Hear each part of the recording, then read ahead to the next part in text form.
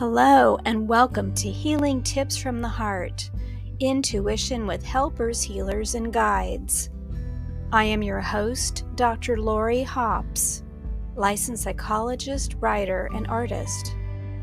I've explored mind, body, and spirit related to intuition, or your personal guidance system, since early childhood. Meet my guests who have learned from their personal and professional lives to explore vast realms of knowing, synchronicities, and overcoming challenges. Their stories may inspire you with tools to enhance your daily living and relationships.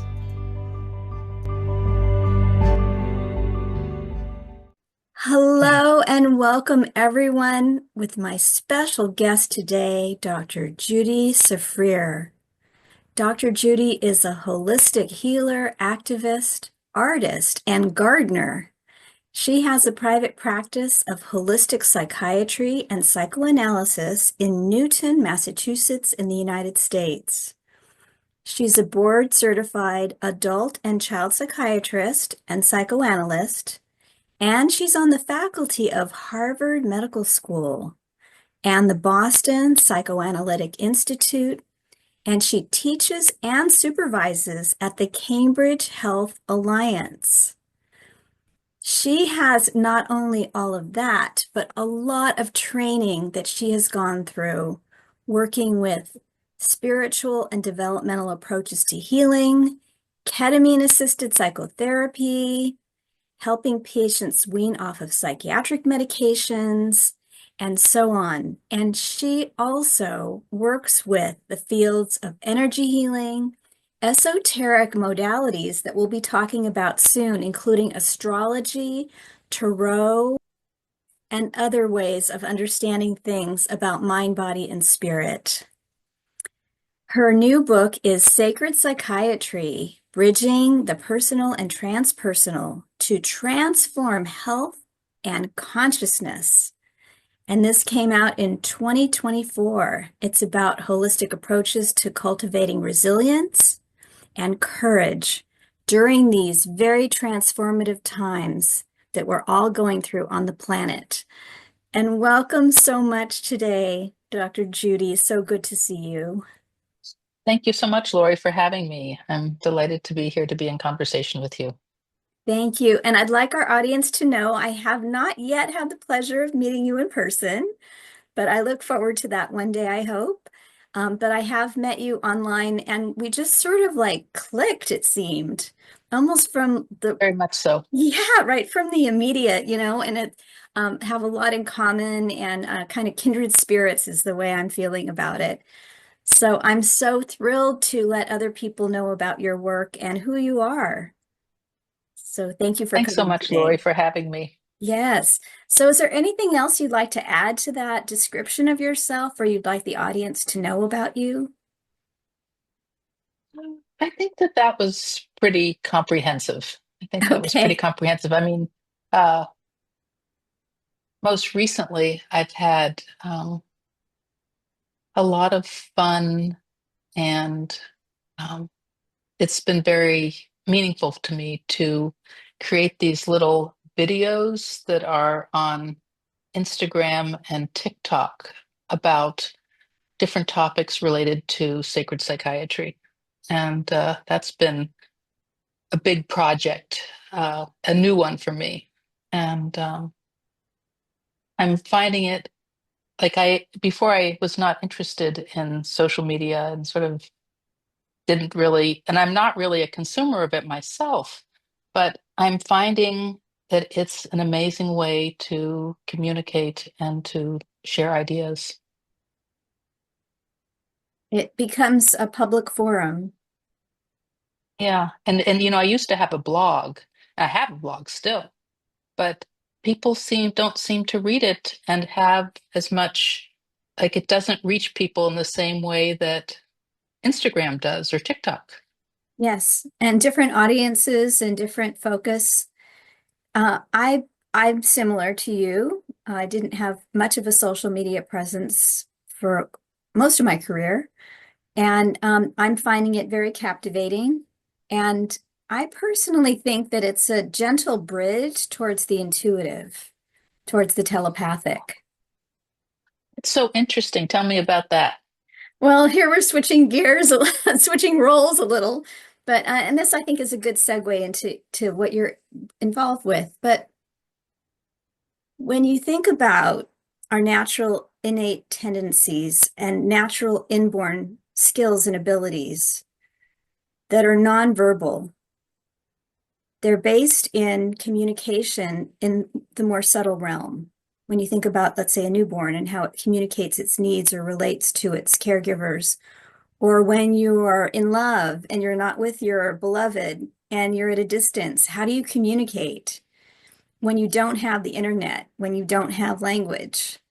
And so we communicate with our imagination, with our hearts, with our mental telepathy, being able to place the other within a realm of nearness despite physical distance.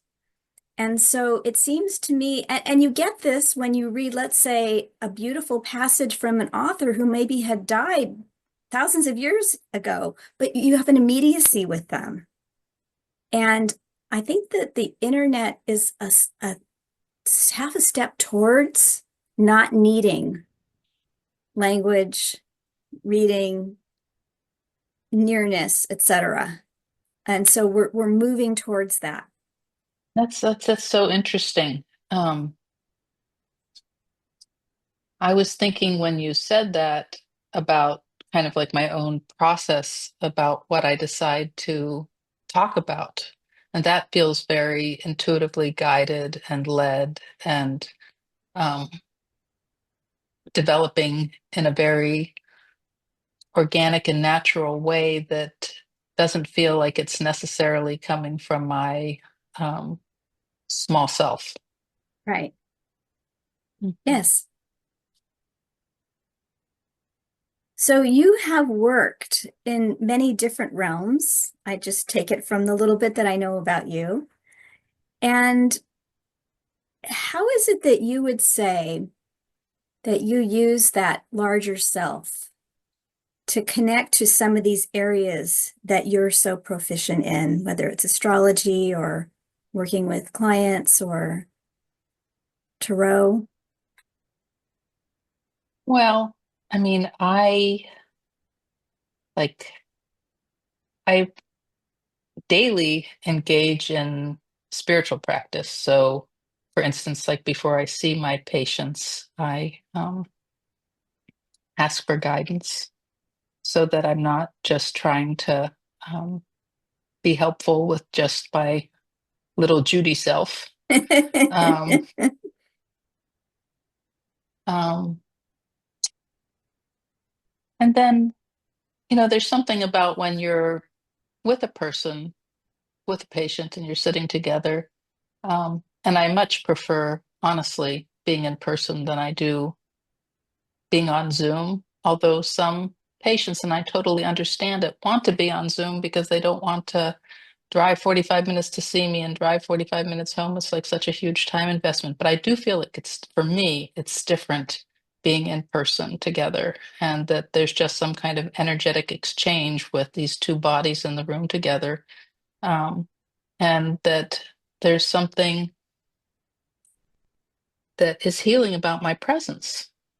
And so these are all like not necessarily 3D or left brain types of effects that are at play in my work. Um, when you use astrology or tarot, the archetypes can have like so many different expressions and so many different meanings.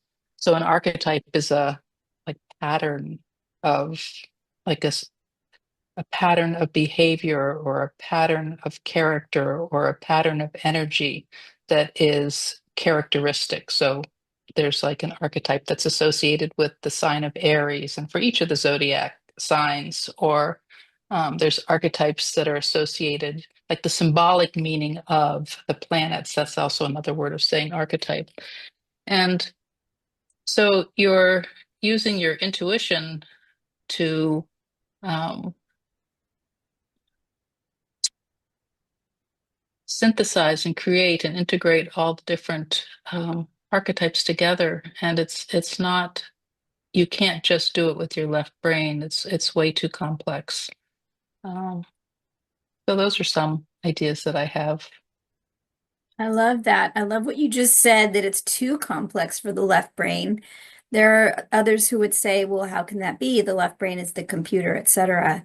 So, can't you just put in your birth date into a software program online and then get your chart and understand and maybe plug in the day and where the planets are? And isn't it all like a blueprint right there in black and white? Well, there are people who are, I mean, there are astrology software programs that do just that, and AI can do that. Um, but it's quite different than having like an energetic exchange with another human being True. And so qualitatively. what do you think that what have you seen that you bring to that experience when you go beyond the left brain?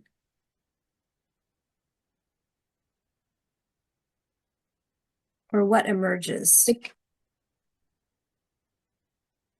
I guess it's something distilled, something essential, something that has to do with my soul connecting with their soul.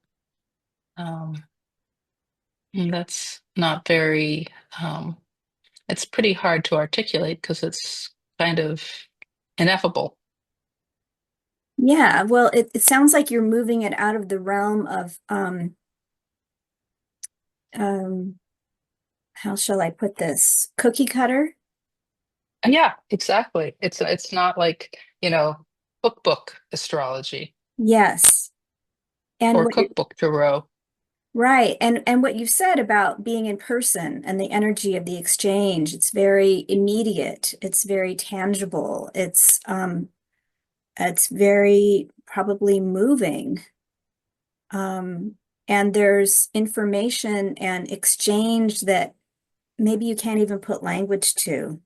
Exactly. I mean, you can sort of like and it's just interesting, like when you open the door of the waiting area and you greet the person sitting there, you just like instantly already have taken like their temperature, like you already, have like oh, they're feeling kind of low energy today, or oh, they're in a good mood, or Right. Yeah. And sometimes those messages come through the door even before the appointment and after. it's not true that like you can't experience that on Zoom, but I Mhm. just I just I do miss having everybody come in person. I mean, nobody ever had a phone call with me unless, there was a big snowstorm or they were ill. I mean, everybody would just make the time and come in. Yeah. Yeah. And yet it also allows us more flexibility. So there's back and forth about it. Yeah. Yeah. Interestingly, in the beginning of the pandemic, I was more drained doing online therapy. But after about the first 3 months, I started to do spiritual practice online. And it's something opened up a new skill set or ability to communicate. And I kind of went into almost like a super communication Mhm. through with groups online. These were practice groups that I'm in as a participant, not as a leader. And it enhanced my psychotherapy Zoom experience such that I didn't get drained in the same way. Mhm. Mhm. So that Mhm. was kind of an interesting thing. I still also prefer in Mhm. person. During the pandemic, when the weather was permitting, I live in Boston, so half the year it's not, but or maybe two-thirds of the year it's not, or a third of the year it's not. I set up an office on my porch. Okay, Yeah, that's nice. That's beautiful. yeah. So you talked a little bit about astrology, and I think most Yeah. people know what that is. And maybe you can give a brief description for someone who's not familiar with it or maybe confuses it with astronomy. But then I hmm wanted to hmm also talk about tarot, which people may not be as familiar with. Okay, so astrology is an ancient wisdom tradition, and it's been practiced like around the world um, from like many centuries, for many centuries.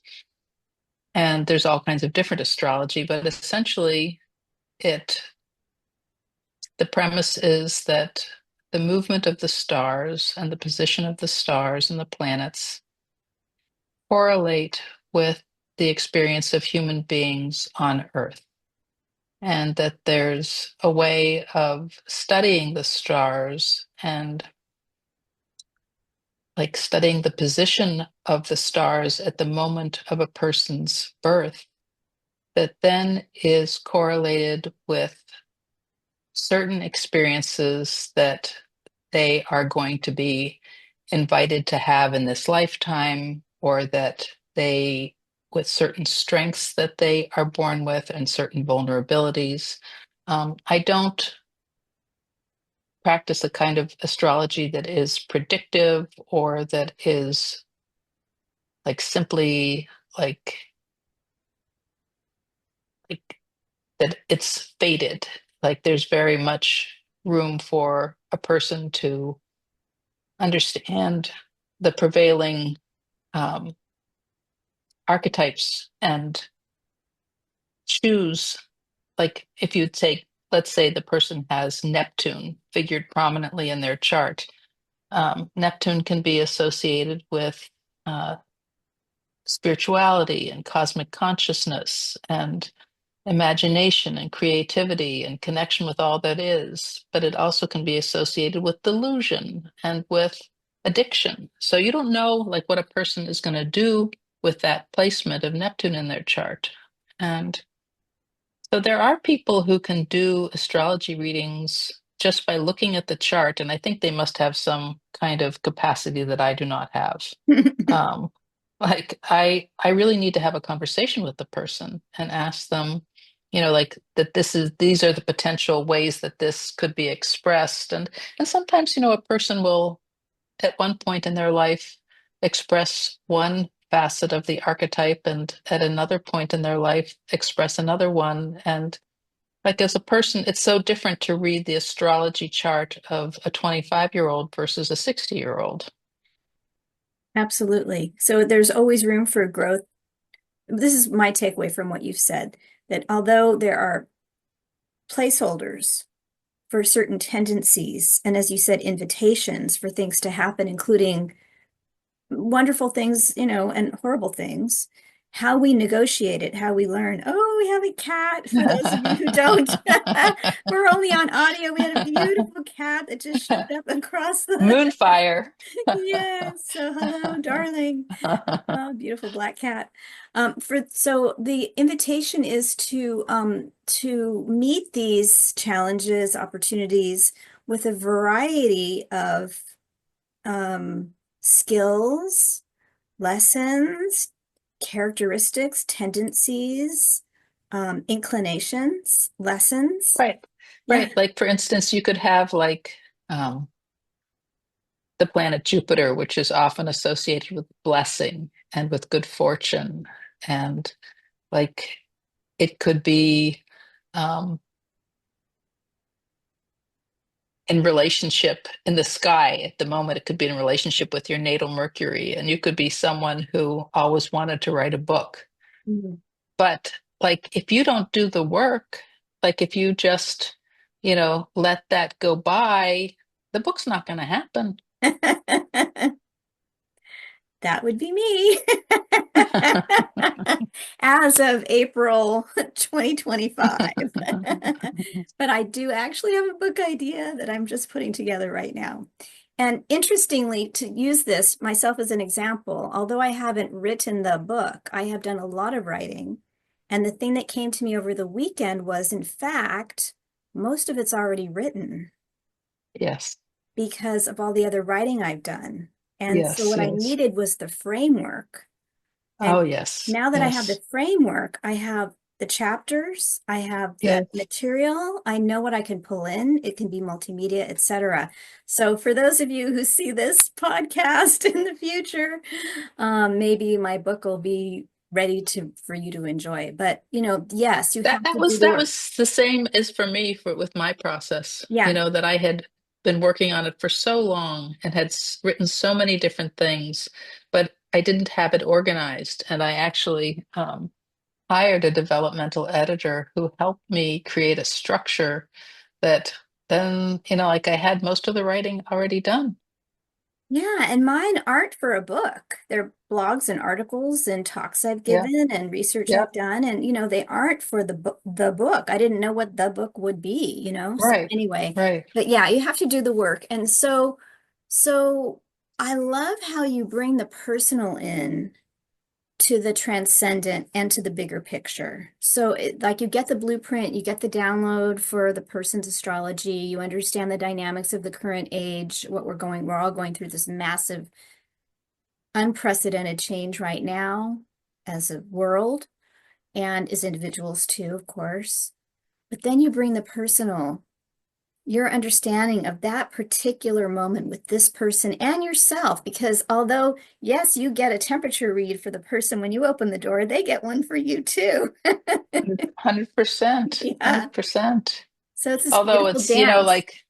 but I mean, it's very common for a patient to say, "How are you?" And I don't say, "Oh my God, I just had such a fight with my daughter." I don't No, of say that, you course. know? Of course. But they can sense the Yes. subtlety. If you're not Yes. feeling well, if you're a little overwhelmed, not Yes. everyone. Some people are so burdened by their own story that they really Right. they're not in their best place to bridge to you. Right. Others No, are, it's definitely it's definitely there's reciprocity and mutuality and mutual sensing of one another, but yeah, the roles are so different, in terms of and it's not like I never self-disclose because I do it quite a bit when it feels like it would be relevant or helpful, but it's just it's this very strange agreement that we've made that we're going to each take certain roles with each other. yeah, Like there's plenty of patients who I would have loved to be friends with, but you just yeah, don't do that, right. Yeah. because that then undermines the other way that you're relating together.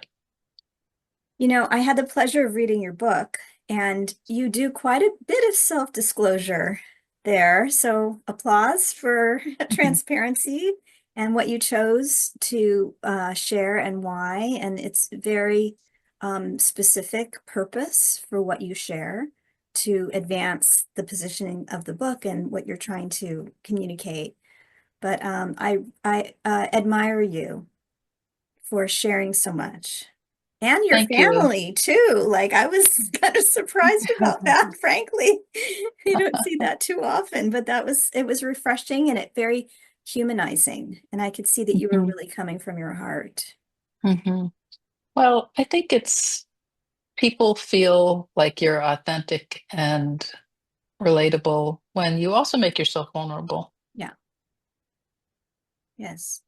So how does this relate to tarot? And if you could describe I what that just, is briefly, because some people okay. like tarot, I don't know. Yeah, well, it can be said a lot of different ways. Okay. I say tarot, but it could be said tarot. So tarot is a form of divination, and so is astrology. And I mean, essentially, the definition of divination is like a conversation with the divine. Mm. And so there's the tarot, which is a very structured and specific type of divinatory tool that consists of 78 cards. It's always 78 cards, and 22 of them are called major arcana, which deal with very kind of huge themes in a human life. And then 56 of them are minor arcana, and they deal with sort of more regular, everyday, ordinary reality kind of things. And there are four suits, and the four suits are linked to the elements. There are cups, which are water. There are wands, which are fire. There are pentacles, which are earth, and there are swords, which are air. Now, this is the classic tarot deck because in the last probably 15 years, people have created all kinds of different tarot decks and had, suits that were not just those standard ones. Like there may be, instead of swords, there may be birds. Instead of wands, there may be feathers. There's all kinds of new ones that have been developed. But essentially, the way that it is used is that you kind of center yourself and ground yourself and set sacred space, by just your intention. And you might, um, want to light a candle or use some kind of smoke to smudge yourself or to call in the spirits. And then you ask a question. And that way it's different than astrology. In astrology, you don't like ask a question that way. I mean, if somebody might come for a reading and say, I would like to get some, insight about um, what's going on for me in terms of my work life or my love life or something like that. But with tarot, it's more specific and narrow. So, and you don't want to ask a question that's a yes or no question. That is not a good question. You want to ask a question that is more like, what do I need to be aware of? Or something that expands your consciousness. So you wouldn't want to say, am I going to get the job? But like, if you want the job, like, what do I need to be aware of in order to um, have the best possibility of getting the job? And then you would do like, I mean, you can pull any number of cards. There's a, like when people come to me for a tarot reading, there's a typical spread that I often do that's a 5-card spread. And Mhm. each card is designated as having a particular meaning. So the first card is the heart of the matter. The second card is the strengths that they bring to the situation. The third card is their vulnerabilities. The fourth card is their hopes and fears. And the fifth card is the resolution, which can be read either how things are resolved or what they need to consider to resolve to do, either sort of actively or passively. Um, and then the way that I do it is that I ask the person who I'm reading for to look at the card and to describe it to me. And it's just so fascinating. It's kind of like one of these projective tests, Yeah. which that's like a kind of psychological term, psychological test where Hmm. like what a person sees has so much to do with what's inside of them.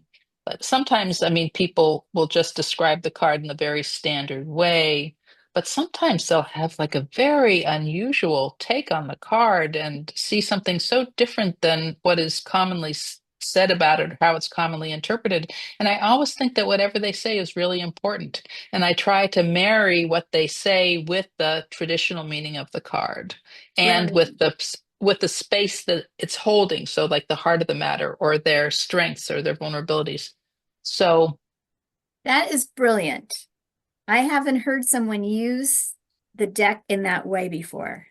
mm, You're using it like a Rorschach or a TAT card. is part is in that aspect of it because I also bring in the traditional meaning of it. Yes. And sometimes it'll just be so interesting, like the whole deck, the whole reading, there'll be no cards that represent like the element of earth, Mm-hmm. and Mm-hmm. they're having some kind of problem with manifestation, or their card will be very, very heavy on swords or air, which is very much about the intellect and Mm-hmm. sometimes can have to do with you know, overthinking things or using your thinking in a unhelpful way.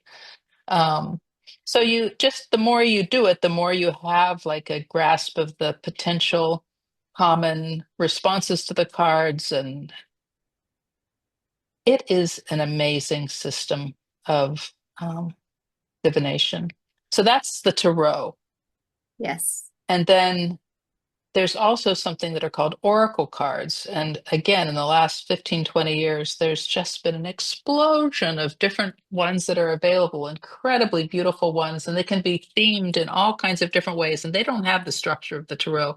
They don't have the 78 cards. They could have 44 cards or 50 cards or any number of cards. And they don't have the structure of the suits that way. Like they could be themed with herbs, or they could be themed with trees, or with animals, or with constellations, or with um, crystals, or with shamanic themes, or I mean, there's every kind of Fairy card tales. deck. Yeah, fairy tales, very much so, like anything. And so then a person will like again ask like a question. I mean, what I commonly do is that I leave that very open-ended. I say, what does the universe want me to know? What Oh. is the universe trying to tell me? You know, what do I need to be aware of or paying attention to? That's like Mm-hmm. my favorite question for Mm-hmm. myself, because I mean, I'm constantly using the cards, both Oracle decks and the tarot for myself. Um, so, so I just ask, what do I need to be paying attention to? Yeah. And then I imagine that you get insight that Very much so. yeah. It stimulates insight. I mean, I have a practice with accessing the Akashic records, and I've also started doing readings for people with that. But the Akashic record is this idea that there's a field. It's kind of like the internet of what you were saying. Like there's this field of energy um, that is like full of information. It's like everything that ever happened in the past, everything that is happening now, everything that ever will happen. And that by saying a prayer, you can access that information and connect with the record keepers and ask for guidance. So I basically do that most mornings. I'll meditate briefly, then I'll ask for, well, I'll say the prayer and then I'll meditate briefly and see what comes. But mostly what comes is when I sit down in front of my typewriter and my computer and start to type, and then it's just what I need to be aware of, and it's so interesting. I mean, there's a do you know who Elizabeth Gilbert is? Mhm. She's Author. an Yes. author, right? She wrote a very famous book, Eat, Pray, Love, which is not Yes. my favorite of hers. I love her novel, The Signature of All Things, and she also wrote a very wonderful book, I think, about creativity that's called Big Magic. Yes. Um, I love that book. Yes. Yeah. So she is now engaged in this process of this project that is, she has like this Substack that is called Letters from Love. Oh, And essentially, she every day writes herself a letter. And it's like, essentially, it's like a letter from her higher self to her personality self. And I feel like the Akashic Records accessing them and the guidance that I get is something like that. Like, and in her letters from love, she's like, "Oh, Liz," like talking to a little girl, you know, like, and like, so if you get a download or guidance that is in some kind of way critical or harsh or um, mean-spirited, that is not your higher self talking to you. right. And that's not the record keepers talking to you. They're only talking to you with love. And Yeah. it's With very, love, very, love, intimacy, and respect, yes, and respect, and respect. a deep friendship. It's like Yes, the way that you yes. wish like your best friend would speak to you when they're in a really good mood and Yeah, being yeah, generous. Yeah. yeah. And wise, wise. Yes. And like I have one patient. Boy, oh boy, this is an interesting story. Um, like when she came to see me, we looked at her astrology chart together. And her chart was just loaded with creativity, loaded with leadership, loaded with power. And she was just not experiencing that. She was like so in a kind of victimized position with both her mother and her husband. And I was like, wow, like this person is so not expressing her chart. Hmm. And so, and this is something common that people come to me and they have no spiritual practice, but they want to have one. They would like to have one, but they don't know how to go about it. Hmm. So I talked with her about these, like writing a letter to herself.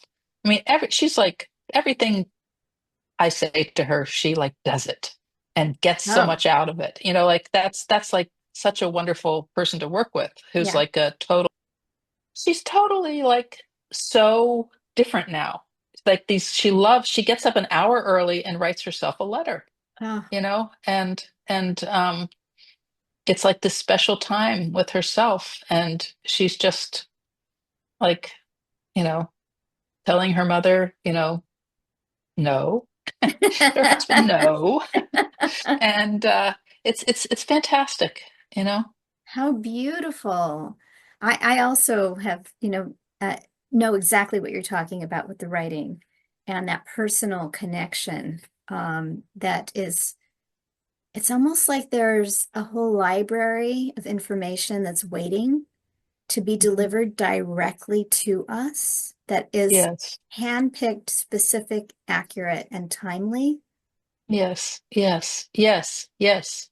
And all you have to do is learn how to tune in, and then it Right, just flows. But right. it does take practice for some people to tune to the right frequency, to kind of get out of your own way, try different things. When I was first learning to do what I would call channeled writing, which, is basically the same thing what you're describing. Yeah, Um, right, not from my left brain, not from my yeah, personality, not from my fears and all the rest, but yeah, from other yeah, space.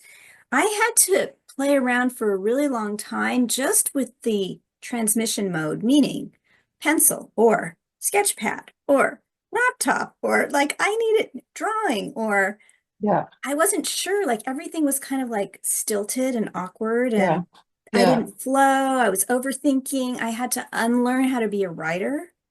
yeah. The critical writing voice would come in, the over planning, the creativity. Mhm, So it took a long time, mhm, years, mhm. to slowly kind of push that away. And now I That's can just like interesting. in a second just drop something immediately. Yeah. Yeah. Well, I have taken two like formal courses of study with accessing the Akashic Records. And the second one that I took, I really thought was fantastic, was this person named Josephine Hardman. And the most wonderful thing that I got from her, like she spent so much time talking about the ways in which we um, prevent ourselves from uh, valuing and accepting what we get. Oh. That it was like she said, it's like ironic, like a person asks for guidance and they get it and then they reject it. They say, I'm making it up, you know? Or I don't And like that what I was, heard. yeah, but that was like the most liberating thing to me, like that I switched, I like consciously made a decision that if I set sacred space and if I say the prayer, I get what I get and I let it stand and I Yeah. don't second guess it. Yep. I just let it stand. Yep. Maybe I don't understand it. Maybe it seems like bullshit. Maybe, it feels like that's just, wishful thinking, what I'm saying to myself. I just don't do that anymore. That's fabulous. It's very freeing. Yeah. And that was thanks to her, like her it's pointing out the irony of that. You ask for guidance, you get it, and then you reject it. But isn't that how a lot of people live their lives?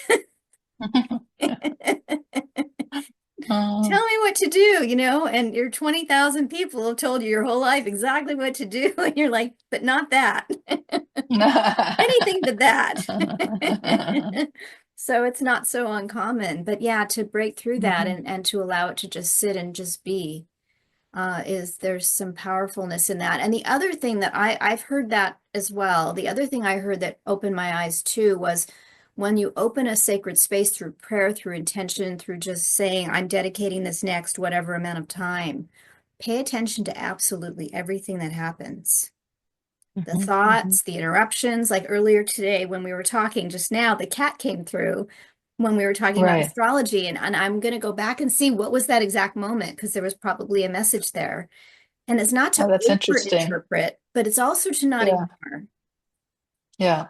The sudden headache, the butterfly that comes across, Yeah. Yeah. suddenly Yeah. remembering a conversation from a long time ago, whatever it Well, I think is. that's an important reminder.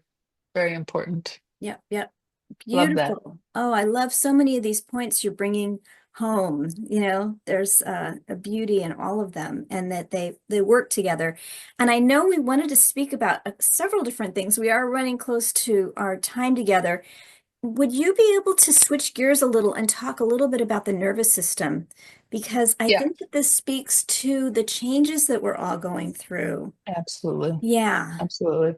So, I mean, these are incredibly transformative times, and there's very explicit astrological correlates to what is going on now. But because the rate of change is so accelerated, and because we're just evolving as a species, and there's so much going on that this creates a lot of anxiety and fear in many people, I would say in most people, and certainly in people who come to see me. Um, and so, a big part of what I think is important with people who come to see me is that they learn to regulate their nervous system. And there are certain practices that people can do that will help them get out of a state of stress and fight or flight. People don't even realize that they are in a state of sympathetic arousal. They're so used to feeling that way. But it's very hard for any kind of healing to go on if a person is in a stressed out state. So, over the course of time, I've morphed from what I recommended initially to then something else. And now the most recent thing that I'm recommending to my patients is a program called Primal Trust. And okay. it's just fantastic. It's just so much psychoeducation that's part of it, and so many very brilliant, effective practices that have to do with eye yoga and certain meditative techniques and certain breathing practices that just a person can, like themselves, calm themselves down through these kinds of practices. And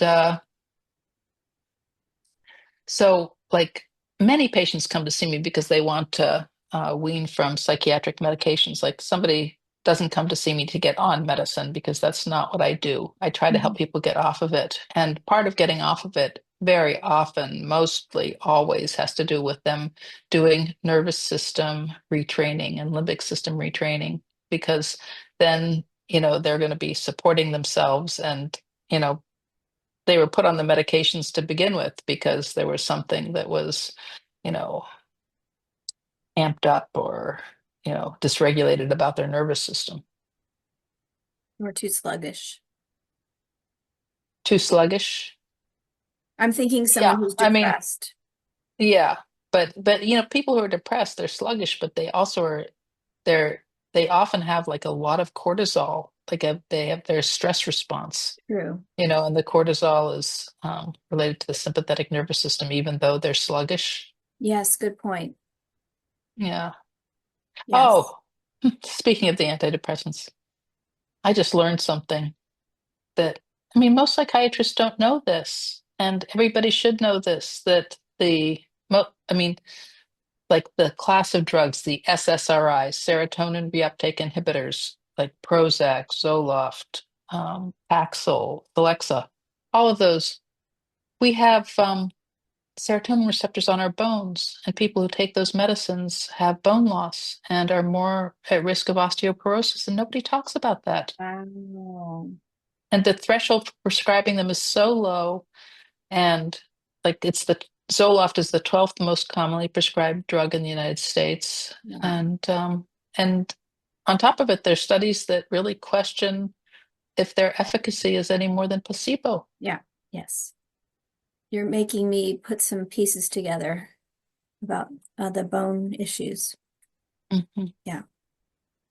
Uh, s- uh, So knowing about people who shouldn't have their bones shouldn't have broken given what yeah, happened. Yeah, but they yeah, did, and it yeah, was shattering bones. Yeah, yeah, yeah. interesting. Yeah. So, can you do you want to describe a little bit more about this amazing intervention that you're so excited Well, about now? I don't like teach my patients myself. Okay. They sign up for a program on the internet that's called Primal Trust, and Okay. it's a membership. It's a monthly membership. It costs like $99. Although if a person is a healthcare practitioner, they are entitled to sign up for free because the person who originated, Dr. Kat King, is so invested in spreading the word about this that she's giving it away for free. Wow. Um, she's very impressive. So, like there'll be like exercises about presencing. Like people can be like very dissociated. So exercises where, you say, I'm here like right now, and you'll tune into your senses. Or there's Hmm. exercises with the eyes, like looking like in different directions with your eyes, or Hmm. looking close up and looking far away. But, like I ask that my patients spend like half an hour a day practicing these exercises. And there's Hmm. also classes that they can participate in, um, that, groups where they can practice. And there's also, they have the opportunity of joining a small group. Like I have a friend who connected with 5 other people through the Primal Trust, and they meet weekly and they discuss the practices and like what's going on in their life, but they're not allowed to talk about their symptoms because so many people who are chronically ill, all they think about is their symptoms. All they think about is like, I'm never going to get better. What does this symptom mean? Should I try this supplement? It's like a rabbit hole of endless thinking about it. And Yes. that is what needs to stop. It's so understandable that it does because it's center stage, Yes, bold, name and exactly. lights, right? So of course you're Yeah, going to focus on it. But yeah, to get that to create the community connection around yeah, solution rather than problem is right, a right. brilliant idea. And does this program also use any of the energy meridian or chakra systems for self-care as I well? don't, that I am not aware of, but Okay. I have only been exposed to the level one. She has a level two training that's about addressing trauma, and a Okay. level three training, which I'm not even sure what it is, but she's gonna like, you could, if you were interested in learning Mhm. about it, you could sign up for it for free because you're a practitioner. Yeah. And she's meeting with us once a month, and she's running through the whole thing in a kind of condensed form so that you could just like learn about it. Beautiful. Thank you so much. Yeah, I can already feel the audience responding so favorably to this yeah. information. So thank you. We are running to the end of our time together, and I know we could sit and talk for hours more. There were other topics that we had to edit our Mhm. desires on. But is there anything else you'd like to share before we say goodbye for today? Well, I would like people to read my book because I feel as though the book contextualizes like these times that we're in through the lens of astrology that is very like helps us make sense of things. And also like the heart of the book is the longest chapter is about developing a multidimensional sense of yourself. So what are all the different kinds of practices that you can do that help you connect with sort of non-ordinary aspects of your reality that are supportive to well-being and to uh, trust and to feeling expanded. And um, there's the it's all about like creating resilience during this time. So there's ideas about, diet and what's the most supportive diet, and ideas about, if there's relationships that are toxic, there's no way that you can heal if you're in a like really bad relationship. So I think it has a lot of really good ideas to help people um, navigate these really tough times that we're in. Oh boy, do we need it. Thank you for writing the book. Thank you. Yeah, and now others can read it and share it and learn from it, and And not it's very everyone. accessible. Yeah, It's not a big fat book, and yeah. it's, I think, written clearly.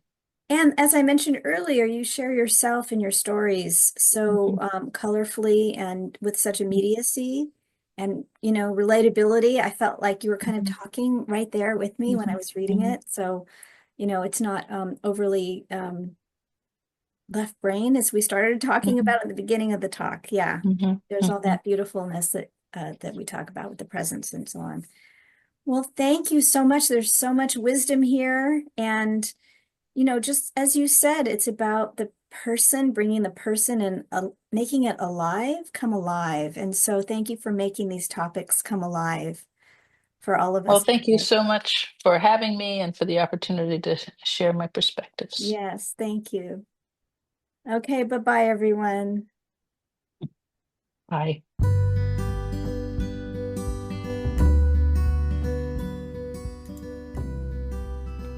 Thank you for joining us for today's podcast. If you want to learn more, you can visit my website for podcast and resources at hopshealingtips.com. You can also like, share, and subscribe to this channel. This podcast is for information and entertainment purposes only and is not providing healthcare advice. Please seek guidance from your professional healthcare team should you need assistance.